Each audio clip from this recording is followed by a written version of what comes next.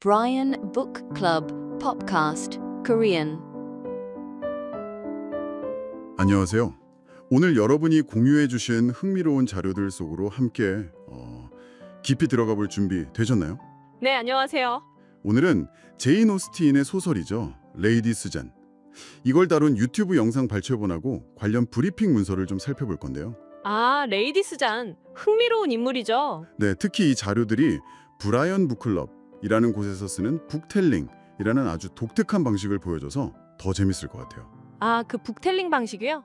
네, 저도 좀 봤는데 체계적이더라고요. 맞아요. 그래서 오늘 저희 목표는 두 가지인데요. 첫째는 자료에서 요물 걷다고까지 하는 이 레이디 수잔. 그녀의 그 뭐랄까 치명적인 매력이 대체 뭔지, 또 주변 인물들이랑 어떻게 얽혀 있는지 이걸 좀 파악해보고요. 네네. 둘째는 바로 이 북텔링 방식 자체예요. 보니까 순서가 딱 있더라고요. 한국어 연상 독백, 영어 연상 독백, 또 영어 스토리텔링, Q&A, 그리고 존귀한 질문, 마지막으로 최고의 영어 단어까지. 맞아요. 그 6단계 구조. 네, 이 단계들이 어떻게 그 텍스트 이해를 깊게 만드는지 그 구조를 좀 자세히 보려고 합니다. 그 북텔러가 발표하고 리스너들이 참여하는 모습도 되게 인상적이었고요. 네, 상호작용이 중요한 방식인 것 같아요. 자, 그럼 지금부터 이 매혹적인 인물과 독특한 토론 방식에 대한 본격적인 탐구 한번 시작해 볼까요? 좋습니다. 이 북텔링 방식이 시작부터 아주 그냥 확 휘어졌던데요. 자료 보니까 북텔러가 발표 시작하는 첫 마디가 한국어 문장인데 도대체 어떻게 생겨먹은 요물인지 와, 이 문장 하나만으로도 뭔가 느낌이 딱 오지 않나요? 그렇죠. 아주 강렬한 시작이죠. 이 문장 하나가 그냥 딱 듣는 순간 레이디 수잔이라는 인물에 대한 어떤 소문, 평판, 그리고 그녀가 가진 그 알 수 없는 매력에 대해서 확 호기심을 갖게 만들어요. 네, 요물이라는 단어가 주는 느낌이 세죠. 네, 단순 호기심을 넘어서 약간 경계심, 비판적인 느낌 그런 것까지 담고 있죠. 그러면서 여러 남자, 심지어 유부남이랑 애인 있는 남자를 한 집에서 동시에 사로잡는다. 그런데 또 매력적인 젊은 여성도 아닌데 라는 부분은 그 부분? 네, 이게 단순히 젊고 예뻐서가 아니라는 거잖아요. 그녀의 힘이 다른 데 있다는 걸 암시하면서 미스터리를 더 키우는 거죠. 진짜 단숨에 핵심으로 끌고 들어가는 강력한 도입부예요. 그리고 바로 이어서 비슷한 감정을 담은 영어 독백이 나오더라고요. What a woman she must be. 이건 그 레이디 수잔 책 18쪽에서 북텔러가 직접 인용해서 읽는 부분이라고 자료에 나와 있네요. 네, 맞습니다. 앞서 나온 그 한국어 독백이랑 감정선이 그대로 이어지죠. 한국어 독백이 던졌던 그 감탄이랑 경계심이 뒤섞인 복잡한 시선을 영어로 다시 한번 보여주는 거예요. 언어를 바꿔서 반복하는군요. 그렇죠. 레이디 수잔에 대한 이런 강렬한 반응이 특정 문화권만의 강정은 아니다. 좀 더 보편적일 수 있다. 이런 걸 보여주는 장치이기도 하고요. 그녀의 복잡한 성격이나 논란을 다시 한번 강조하는 효과도 있죠. What a woman, 이 말 안에 정말 많은 뜻이 있잖아요. 그렇죠. 대단하다는 건지 아니면 진짜 별나다는 건지. 네, 정말 대단한 여자다 일 수도 있고 참 별난 여자로군 이런 뉘앙스도 충분히 가능하죠. 자, 그리고 다음 단계가 영어 스토리텔링이던데요. 여기서 북텔러가 이야기의 뼈대를 딱 세우는 역할을 하더라고요. 네, 그렇죠. 시간, 장소, 배경, In the same house. 그 갈등의 중심 인물들, 두 남자, 그리고 방금 얘기했던 핵심 문장. What a woman she must be. 이걸 딱 짚어줘요. 그리고 왜 이 문장을 핵심으로 뽑았는지 이유까지 설명을 해주고요. 예를 들면 그녀에 대한 생각을 정리하려고 그녀의 매혹적인 능력 때문에 이런 식으로요. 되게 체계적이라고 느꼈어요. 이 영어 스토리텔링 단계가 복잡하게 얽힌 이야기를 청중들이 좀 쉽게 따라올 수 있게 구조를 잡아주는 아주 중요한 과정이에요. 네네. 같은 집이라는 그 한정된 공간 설정은 긴장감을 높이고 또 각자 인자가 있는 두 남자의 마음을 동시에 얻는다는 설정은 갈등의 핵심을 명확하게 보여주죠.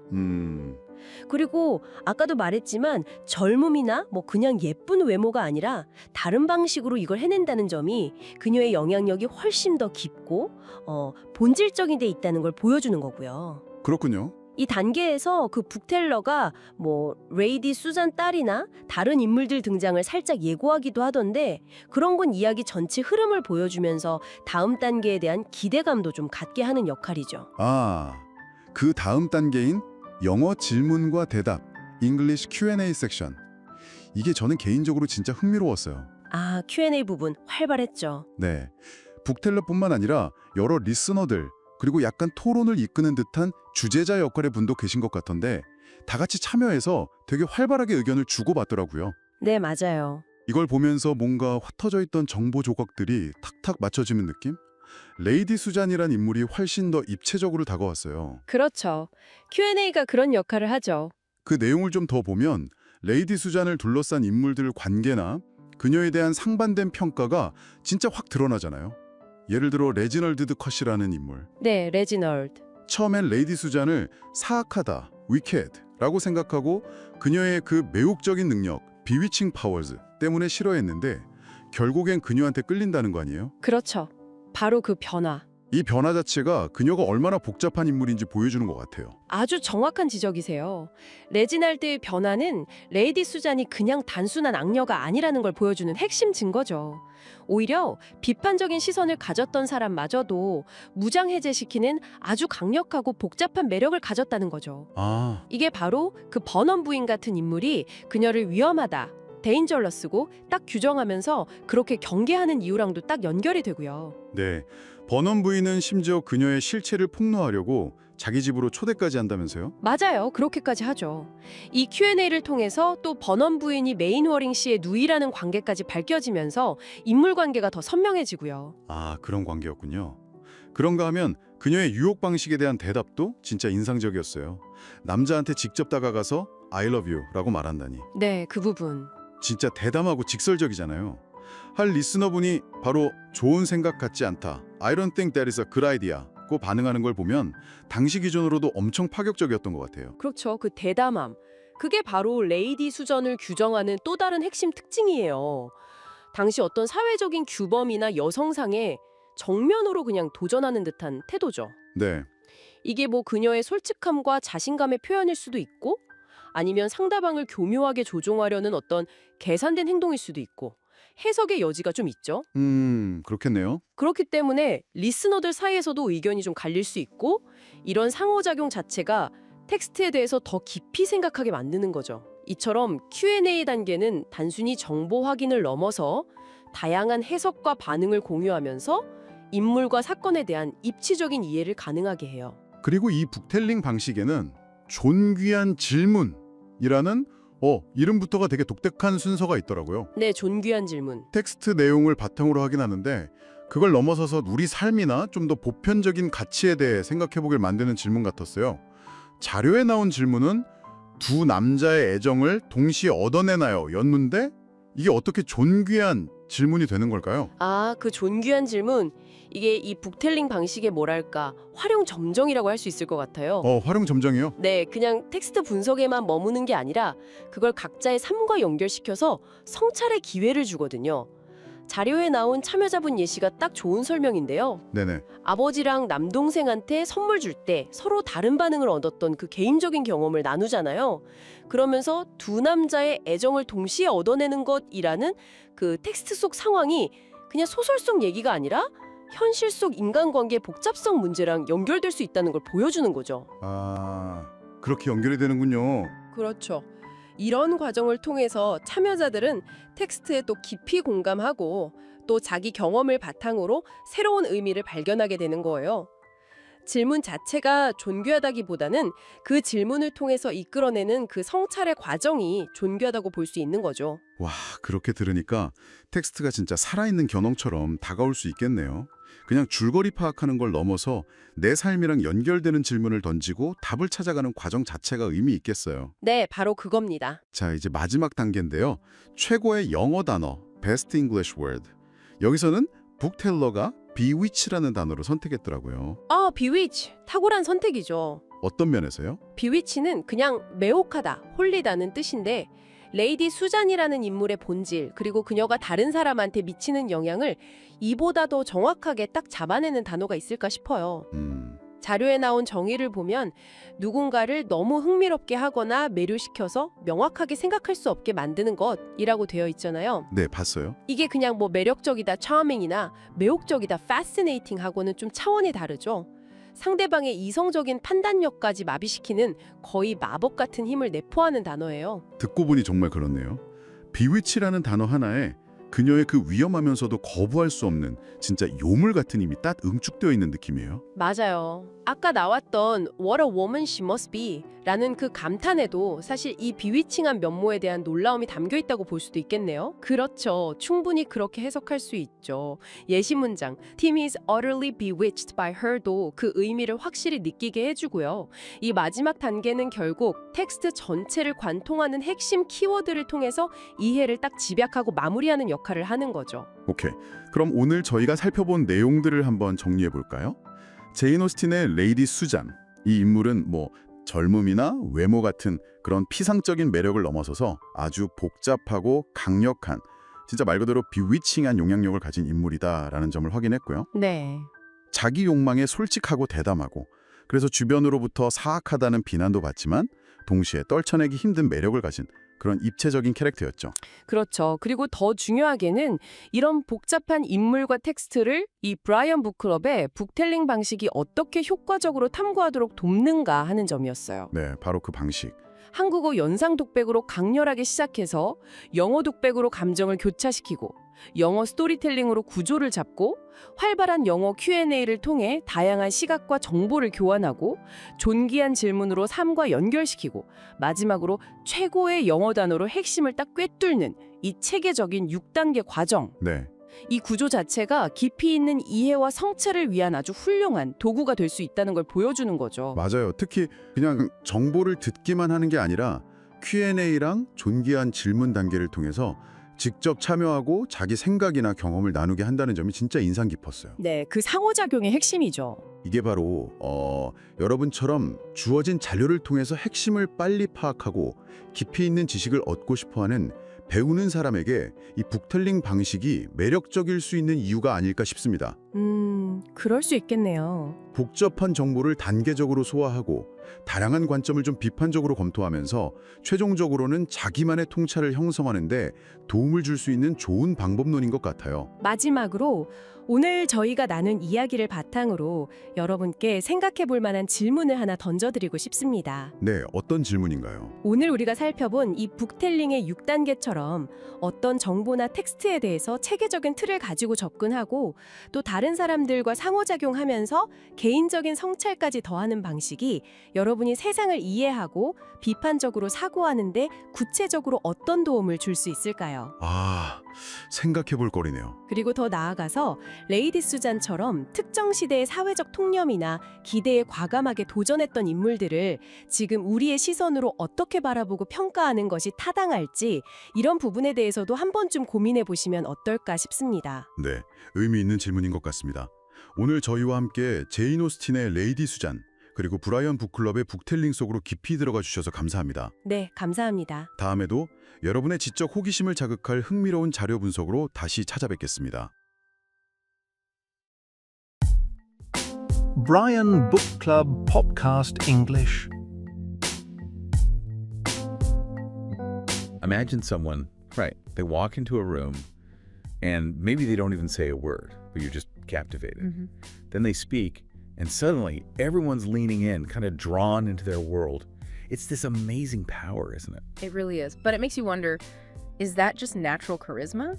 Or could it be something else, like a skill they've honed? Exactly. Maybe even used with a very specific strategic intent.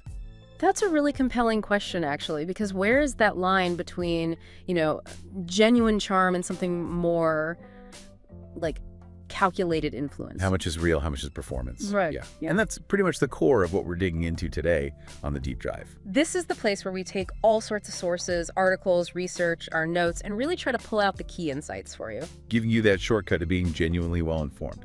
So, today's mission. We're taking a deep dive into Jane Austen's early novel, Lady Susan, which is, frankly, delightfully scandalous. It really is. And we're not just reading it casually. We're using this a unique method called book telling. You might know it from the Bryan-Book-Club. Oh, okay. Book telling. Yeah, it's an approach that really turns reading into something much more dynamic. You don't just understand the text, you sort of feel it, you analyze it, connect it to your own life. It's multi-layered. Okay, I like the sound of that. So we'll walk you through the stages of a book telling session today, show you how it takes a text apart and kind of breathes life into it. Exactly. We'll focus on those first moments, the discovery and analysis part, where the book teller, that's basically the presenter, guides you, the listener, through the material. And there's a presider involved too, to facilitate. That's right, yeah. The presider helps guide the discussion, especially in the Q&A stages. Got it. So what's the payoff for you listening? Well, you'll get a clear understanding of how book telling is structured. And some really fascinating insights into Lady Susan herself. She is quite a character, audacious, really. We'll look at the tricky dynamics she creates, and oh yeah, you'll get a great new vocabulary word too. Definitely. So, ready to dive in? Let's do it. Yeah. So, this book telling journey, where does it begin? You mentioned something unique. It starts with something called the Korean imaginary monologue, which sounds intriguing, right? It does. Why start there? In Korean. Well, it's kind of genius, actually. Instead of just telling you the character is mysterious, the book teller in our source material, her name's Monica, uses Korean first. Okay. And by doing that, by immersing the listener in a language they might not understand initially, it creates this almost mythic quality around Lady Susan. It's imaginative, emotional. Ah, so it bypasses the logical brain for a moment and goes straight for the feeling, the atmosphere. Exactly. You feel the intrigue, the mystery, before you even get the literal translation. It pulls you right into the story's core. Like a whispered secret almost. Makes you lean in. So Monica's Korean monologue, what did it convey? We have a bit of it here. We do. Let's hear it. It totally is. It immediately sets up this central puzzle. Her power isn't just about being young and beautiful. It's something else, something more potent, more strategic, maybe. Okay, so you start with that atmospheric Korean intro, creating intrigue. Then where does book telling go? It then transitions quite smoothly into the English imaginary monologue. So back to the language of the novel itself. Exactly. It's like, okay, we've set the mood, now let's ground ourselves in the actual text. It acts as a bridge, connecting that emotional resonance we felt with the Korean part to the specific words Austen wrote. It's a direct invitation for the listener then, to step into the story from a character's perspective, using the original language. Precisely. It's still imaginative, but it's anchored in a specific passage. So Monica, the book teller, she shared this bit from the novel itself. English. What a woman she must be. I long to see her and shall certainly accept your kind invitation.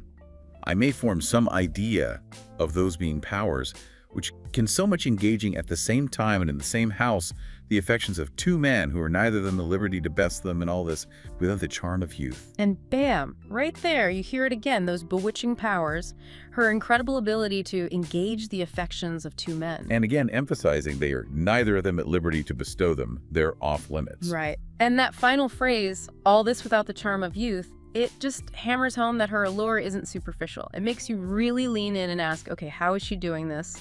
What's her secret? It suggests some serious intelligence, maybe manipulation, at play.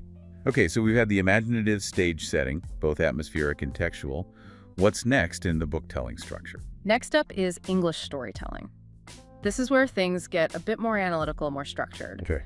The book teller breaks down that chosen passage into its core narrative elements, basically giving the listener the essential facts, the who, what, where. Laying the groundwork, making sure everyone's on the same page about the basic plot points. Exactly. It's like a guided deconstruction, really helpful, especially if the text is complex or you're new to it.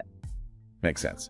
So for this passage about Lady Susan's powers, how did Monica break it down? What were the components? Well, she identified the time background as being implied in and shall certainly accept your kind invitation, suggesting something ongoing, a plan for the future. Right, an anticipated meeting. The place background was a bit more general, drawn from I long to see her, hinting at maybe a journey or arrival somewhere. And the main characters, I imagine that was pretty clear. Oh, definitely. Summarized perfectly by their interaction. Engaging at the same time and in the same house the affections of two men who are neither of them a liberty to bestow them, and all this without the charm of youth.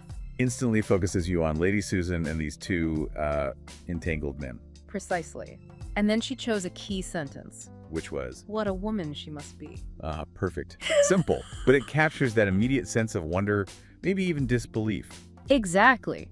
Monica explained she chose it to convey that desire to form some idea about those bewitching powers and understand how they can do so much. It's pure fascination. And did she give any hints about what happens next? She did. A little teaser, she mentioned. I am glad to find that Miss Vernon does not come with her mother to Churchill, as she has not even managed to recommend her, and according to Mr. Count, is equally and proud. Ooh, Miss Vernon. Lady Susan's daughter. Adding another layer. Classic Austen, introducing another player into the game. Absolutely. It hints at maybe some family tension, another character to watch. So this structured approach, emotional immersion, textual grounding, then narrative breakdown, ensures everyone has the basics needed to really get into Lady Susan's schemes. Okay, that foundation seems solid. Where does the book-telling method take us after the storytelling part? It moves into the English Q&A. This is where it gets really interactive. Right, the presider steps in more actively here. Yes, the presider leads the discussion, asking specific questions to the bookteller about the text, clarifying details, digging into motivations. It's where the listener, guided by the presider, really gets to probe the nuances. This sounds crucial for really understanding the complexities, getting beyond just the plot summary. It absolutely is. This Yeah. is where we ask, how does Lady Susan pull this off? What are her actual methods? The Q&A gets into the nitty-gritty. And our sources mentioned some specific questions from the session, right? They did. Some really good ones. Like, the presider asked pretty directly, who are these two men? And the answer? Clear cut. One's married, the other has a girlfriend. Not exactly available, guys. Which just highlights her audacity, doesn't it? She's actively disrupting things. Totally. It shows her powers aren't just about charming single men. And we also learned a bit about her preferences. Apparently, she likes the man that very handsome and fine personality, and also, yes, important. Ah, so there's a calculation even in her targets. Handsome, good personality, and crucially, important. Status matters. Seems so. And her seduction method, surprisingly direct, using phrases like, I love you, or I like you. Really? Not subtle hints or flotation, but straight-up declarations. Apparently so. Which, as you can imagine, provoked some reactions. One listener commented, I don't think that is a good idea. I can imagine. It's bold, maybe even reckless sounding, but clearly effective for her, at least in getting attention. Definitely effective in stirring things up. And we also got insight into Reginald de Courcy. Initially, he do not like her. He thinks she's very wicked with her bewitching powers. Okay, so he sees through her. He's described as kind and fair, right? Treating the person equally. Yeah, he starts out resistant, principled, but then the twist, later, Lady Susan attracts him. No, even the good guy falls for it. It seems so, which really shows how potent her influence is. Even someone with a strong moral compass gets drawn in. Wow. And what about Mrs. Vernon? Why did she invite Lady Susan in the first place? That seems risky. It was. The Q&A revealed her motive. She's Mr. Mainwaring's sister, one of the entangled men, presumably, and she invites Lady Susan to show Reg that Lady Susan is a wicked person and she has a very bad manner. She's trying to expose her by bringing her into her house. Yep. The source even calls it a bad invitation because, quite simply, Susan is very dangerous. Talk about playing with fire. Yeah. Trying to reveal the manipulator by giving her a prime stage. That's fascinating.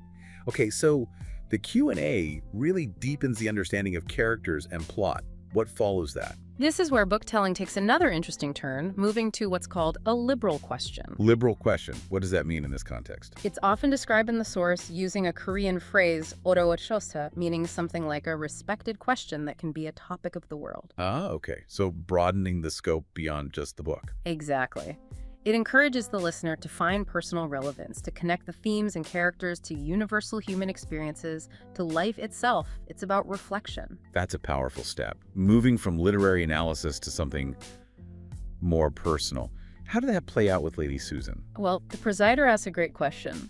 Did Lady Susan actually succeed? Did she manage to win the affections of both men simultaneously? And the answer was? The bookteller said no. She ultimately doesn't quite manage that specific goal, but that no opened up a really rich discussion among the listeners. How so? People started sharing these incredibly relatable personal stories about affection. Like, one person compared how their father reacted appreciatively to a gift versus how their brother was totally indifferent to a similar gesture. Oh, wow. highlighting how tricky and subjective gaining affection actually is, even in everyday life. Precisely. And the discussion even touched on how sibling relationships sometimes grow distant, maybe around elementary school age. It's amazing how a question about a character from centuries ago can spark such modern personal reflections on family and connection. Isn't it? It shows how booktelling uses the text as a springboard to explore these broader, timeless human themes.